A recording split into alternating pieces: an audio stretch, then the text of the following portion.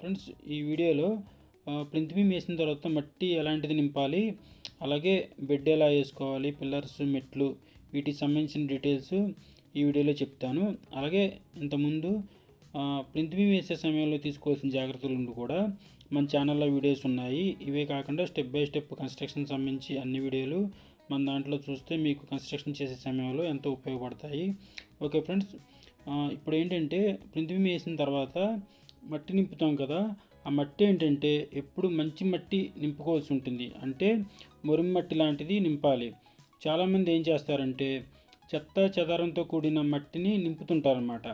దానివల్ల ఏమవుతుందంటే ఫ్యూచర్లో ఆ మట్టి నింపిన తర్వాత అందులో చెత్త కానీ చెట్లు కానీ ఏవైనా ఉంటే ఇవన్నీ కుళ్ళి ఆ మట్టి దిగిపోతుందన్నమాట. అలాంటి సందర్భంలో ఏమవుతుందంటే మన ఇంట్లో మనం టైల్స్ కానీ బండలు కానీ లేదంటే గ్రానైట్ కానీ వేస్తాం కదా, అవన్నిటి కింద గ్యాప్స్ వచ్చేసి అవి కూడా దిగిపోవడానికి ఛాన్స్ ఉంటుందన్నమాట. ఫ్రెండ్స్ ఇక్కడ చూశారు కదా, మొత్తం మంచి మట్టి నింపుకున్న తర్వాత వాటర్ అనేది బాగా ఎక్కువ స్టాక్ చేసుకోవాల్సి ఉంటుంది. దానివల్ల మట్టి మొత్తం దిగి ఫ్యూచర్లో టైల్స్కి రిస్క్ ఉండదు అనమాట.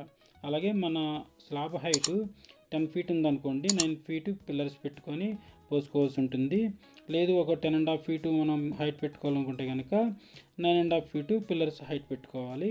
మన స్లాబ్ హైట్ని బట్టి దాని కింద వచ్చే బీమ్ హైట్ని బట్టి పిల్లర్స్ అనేది హైట్ వేసుకోవాల్సి ఉంటుంది.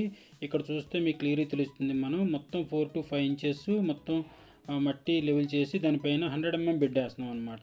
చాలామంది ఇక్కడ చేసే తప్పు ఏంటంటే ఒక 2 ఇంచు 3 ఇంచు నార్మల్ కంకర వేసేసి దాని మీద మాలేసేస్తుంటారు. అలా చేయకూడదు.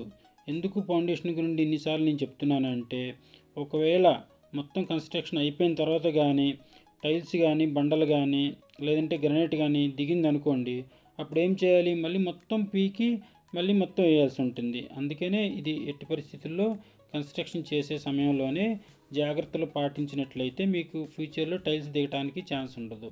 అలాగే మెట్లు కూడా చూడండి, చాలామంది బ్రిక్స్తో కడుతుంటారు. అలా కాకుండా ఈ విధంగా కాంక్రీట్తో పోసినట్లయితే మెట్లు ఎక్కువ స్ట్రాంగ్ ఉండే అవకాశం ఉంటుంది.